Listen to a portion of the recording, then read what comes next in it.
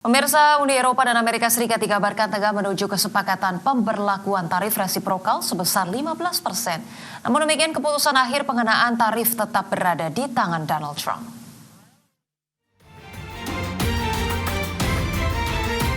Uni Eropa dan Amerika Serikat dikabarkan tengah menuju kesepakatan tarif resiprokal sebesar 15% untuk sebagian besar produk asal Uni Eropa.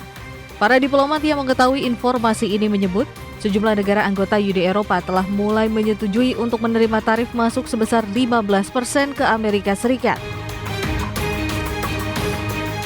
Adapun sektor otomotif juga diusulkan untuk masuk dalam daftar pengenaan tarif tersebut. Sementara produk baja dan aluminium yang melebihi kuota tertentu akan dikenakan tarif hingga 50% untuk masuk ke pasar Amerika Serikat. Namun meski para negosiator tarif di Uni Eropa cukup optimistis terhadap peluang tercapainya kesepakatan, keputusan akhir tetap berada di tangan Presiden Amerika Serikat Donald Trump.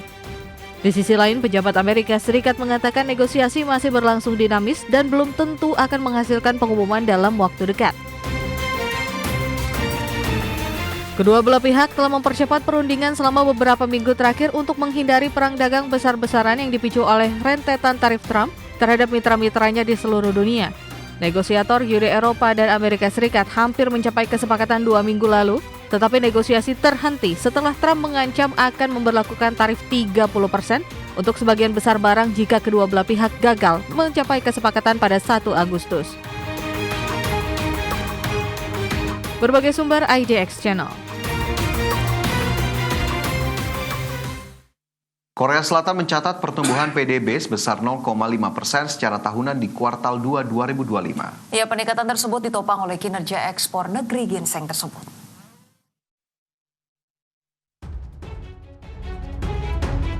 Ekonomi Korea Selatan kembali mencatatkan pertumbuhan pada kuartal 2 2025 setelah sempat mengalami kontraksi ringan pada kuartal 1 2025. Data dari Bank of Korea yang dirilis pada hari ini mencatat produk domestik bruto Korea Selatan tumbuh 0,6% pada kuartal kedua dibandingkan kuartal sebelumnya atau sedikit lebih tinggi dari proyeksi median sebesar 0,5%. Sementara itu, secara tahunan ekonomi Korea Selatan tumbuh 0,5% pada kuartal 2 2025 dibandingkan kuartal 2 2024. Bank of Korea menyebut lonjakan ekspor menjadi faktor utama pemulihan ekonomi di mana ekspor barang dan jasa meningkat 4,2% secara kuartalan.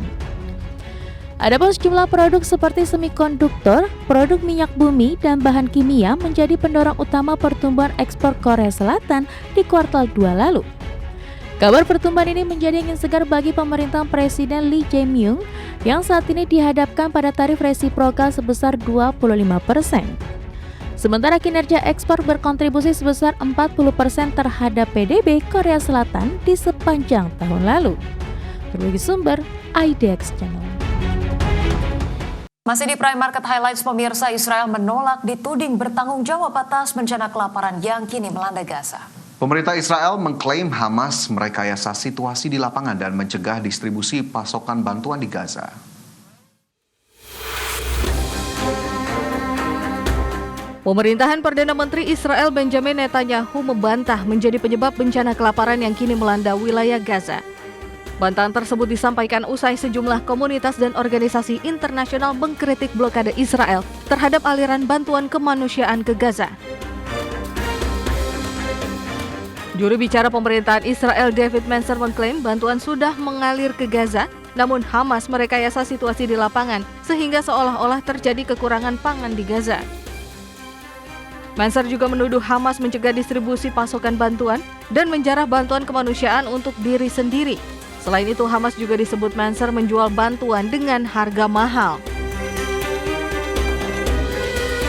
Israel pun menyalahkan Perserikatan Bangsa-Bangsa dan mitranya karena dianggap gagal memasukkan truk berisi bahan makanan yang sudah diperiksa dan menunggu di sisi perbatasan Gaza. Sebelumnya, lebih dari 100 organisasi dunia memperingatkan bahwa kelaparan massal sedang menyebar di jalur Gaza. Selain itu, banyak anggota LSM di Gaza bahkan menderita akibat kekurangan makanan. Berbagai sumber IDX Channel.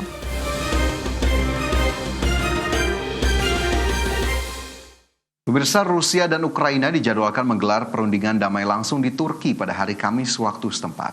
Langkah ini sekaligus menandai pertemuan pertama antara kedua pihak dalam lebih dari 7 pekan. Berdasarkan pernyataan Kremlin, sejumlah delegasi Rusia telah bertolak menuju Turki untuk mengikuti pembicaraan tersebut. Meski menjadi momen diplomatik penting, pihak Moskow memperingatkan agar tidak berharap banyak dari pertemuan kedua negara. Sebelumnya dalam perundingan yang berlangsung di Istanbul pada 16 Mei dan 2 Juni lalu, kedua pihak hanya menghasilkan pertukaran tawanan perang dan jenazah tentara tanpa kemajuan menuju gencatan senjata. Adapun Presiden Ukraina Volodymyr Zelensky menyatakan bahwa agenda utama kali ini yakni mencakup pemulangan tawanan perang dan anak-anak yang diculik oleh Rusia serta persiapan kemungkinan pertemuan langsung antara dirinya dan Presiden Rusia Vladimir Putin. Seperti diketahui dalam beberapa pekan terakhir, Rusia tengah meningkatkan intensitas serangan udara ke wilayah Ukraina termasuk ke ibu kota Kiev, di mana Ukraina turut membalas dengan serangan drone yang menyebabkan kerusakan signifikan pada pangkalan pembom strategis Rusia.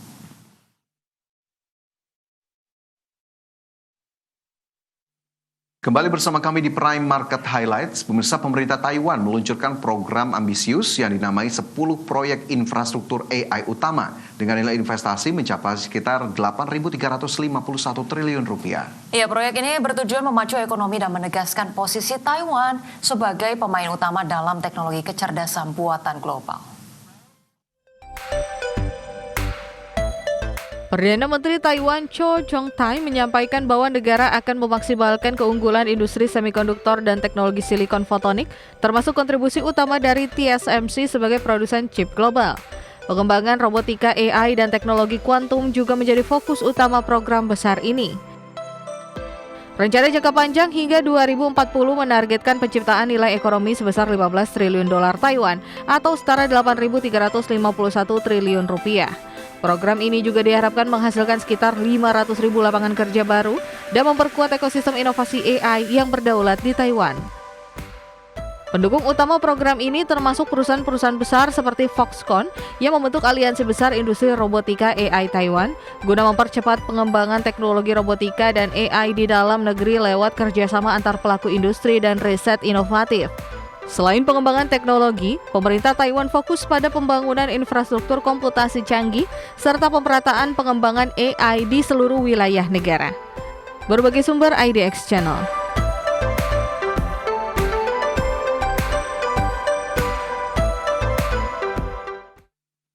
Pemirsa, mewajibkan seluruh karyawan untuk menggunakan teknologi kecerdasan buatan dalam rutinitas kerja harian. Keputusan ini diambil dalam rangka mengejar target ambisius untuk menggandakan produktivitas sebelum tahun 2028.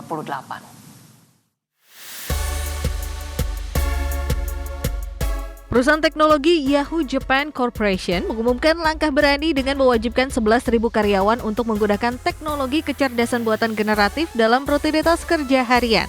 Langkah ini dilakukan dalam target ambisius untuk menggandakan produktivitas sebelum tahun 2028. Melansir dari Tech Radar, rencana besar tersebut akan dimulai dengan mengotomatisasi sekitar 30% tugas sehari-hari karyawan, mulai dari pencarian informasi, pembuatan laporan, ringkasan rapat, proofreading dokumen, hingga pengelolaan pengeluaran operasional. Sebelumnya, perusahaan yang juga menaungi aplikasi pesan singkat Line ini juga telah mengembangkan berbagai alat bantu internal berbasis artificial intelligence, salah satunya ialah Seek AI, di mana teknologi ini dirancang untuk menjalankan perintah berbasis prompt seperti mengisi formulir biaya, mencari data, hingga menyusun agenda rapat. Adapun langkah terbaru yang dilakukan pihak manajemen tidak hanya sekedar efisiensi, melainkan tugas strategi untuk mendorong inovasi sekaligus membebaskan waktu karyawan dari tugas-tugas repetitif agar kedepannya dapat lebih fokus pada komunikasi strategis, pemikiran kritis, dan pengambilan keputusan yang bernilai tinggi dengan menggunakan generatif AI. Berbagai sumber IDX Channel.